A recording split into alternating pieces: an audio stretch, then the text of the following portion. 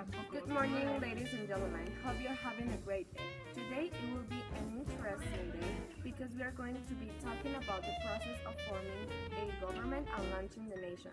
And later on, we are going to be having some interviews with some special guests. So, Emily, can you talk us about the Articles of Confederation? Sure, Adriana, it will be a pleasure. At the time of revolution, each 13 state had its own government. The right of citizens varied from state to state. The rights of citizens are people often graduate about exactly what those rights are. To be solving such issues was for step moving toward a national government. And in the Articles of Confederation, there were some documents that helped to write them, right? That were the English Bill of Rights and the Magna Carta. Yes, okay. Oh, thank you. Adriana, is it true that the new nation faced challenges? Yes, Emily, that is true. Americans surprised the world by winning their independence from Great Britain, but the 13-year states were far from being a strong nation. Internal problems, especially with taxes and the economy, led to protest and rebellion. The government also had trouble with foreign trade and treaties. Trouble with Britain. U.S. found difficult to force the British to turn their forts all over because they were on the American side of the Great Lakes. And U.S. won forts because it protected valuable land and fort trade routes. Trade with Britain. U.S. had problems trading with Britain. After the Treaty of Paris, Britain closed many of its ports to America. Before the Revolutionary War, colonial ships had a great deal of trading with Britain West Indies. The travel and trading stopped after 1783. But Emily, there was a process for creating the Constitution, right? Yes, for creating the Constitution, people had to follow many steps. Constitution. In February 1787, the Confederation Congress invited each state to send delegates to a convention in Philadelphia. So a constitutional convention was held in Philadelphia's Independence Hall to improve the Article of Confederation. Benjamin Franklin and James Madison were there. George Washington was elected president of the convention. Patrick Henry don't want a stronger central government, so they don't attend. Some of the Native Americans and women were not because they do not were citizens. The Great Compromise.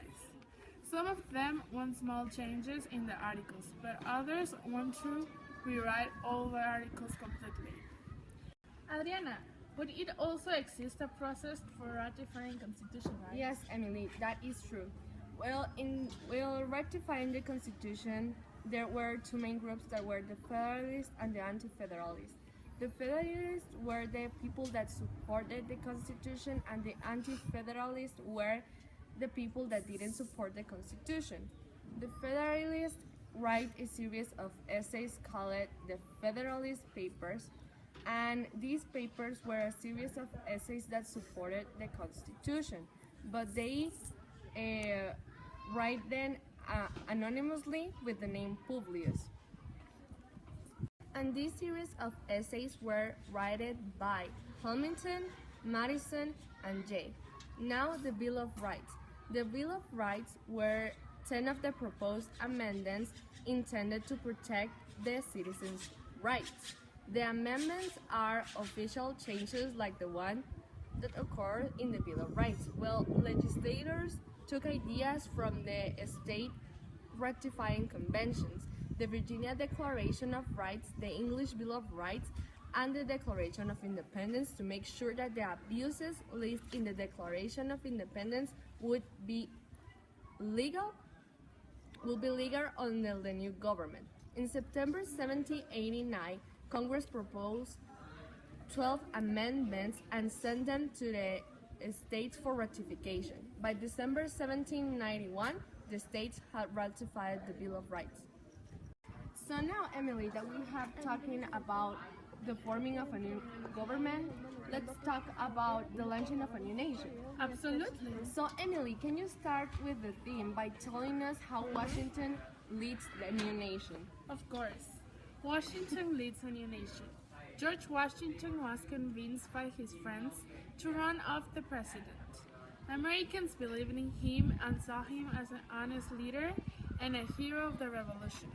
In January 1789, each of the 11 states that had passed the Constitution sent an elector to choose the president.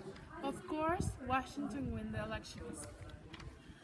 Washington's wife, Martha, the First Lady, entertained guests and attended social events with her husband. The first Congress created departments in the executive branch for different areas of the national policy. Alexander Hamilton as the Secretary of the Treasury, Thomas Jefferson as the Secretary of State, Henry Knox served as the Secretary of War, and Samuel Osgood was the Postmaster General. So, George Washington chose properly the positions for the cabinet member, right? Right. Yeah. So to continue with this theme, we have some important interviews with some special guests, right, Emily? Right. So let's go with Dulce and Diego. Thanks, Adriana and Emily. Today we have the pleasure to interview 5 important people that make history. So please welcome Alexander Hamilton. Okay, so the first one. Why do you become a Federalist? Well, I supported the Constitution as an excellent plan of government, and I personally believe that the Constitution balances various political views. So I decided to become a Federalist. What did you use as a defense of the Constitution and why? We wrote a series of essays called the Federalist Paper, and we wrote them to support the Constitution, but we decided to write them anonymously under the name Publius. How you felt when Washington picked you as Secretary of Treasury? Well, I felt really good and very happy because it was the most important of the executive departments, because the new government's most pressing problem was to devise ways of paying the national debt. So thanks you for your time and answering all of our questions. No problem.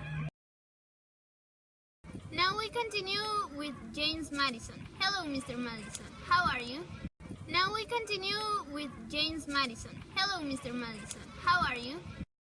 Okay, James. So let's start with these interviews. Do you believe that the federal government has the authority to pass a national health care law? The government of the United States is a definite government. It's not like the state governments, whose powers are more general. Charity is no part of the legislative duty of the government. Is it true that you were against of having the English Bill of Rights? That's correct. I didn't think they were necessary. I also worry about delineating specific rights. Others not delineating would not be persecuted. And do you really think an armed populace can keep our country safe from foreign invasion? A well-regulated militia, composed of the body of the people trained in arms in the best and most natural defense of a free country. Well, thanks for your time, Mr. Madison. You're welcome. And last but not least, the interview of a very important man, Mr. George Washington. Pleasure to be here. What convinced you to finally run for president? Actually, my friends convinced me to run, and a lot of Americans believe in me, so they saw me as an honest leader and hero of the revolution. I was looking forward to retirement and quiet life on my Virginia farm, but then I realized that people want me to be the next president of the United States. Well, the first president. What did your lovely wife do as the first lady?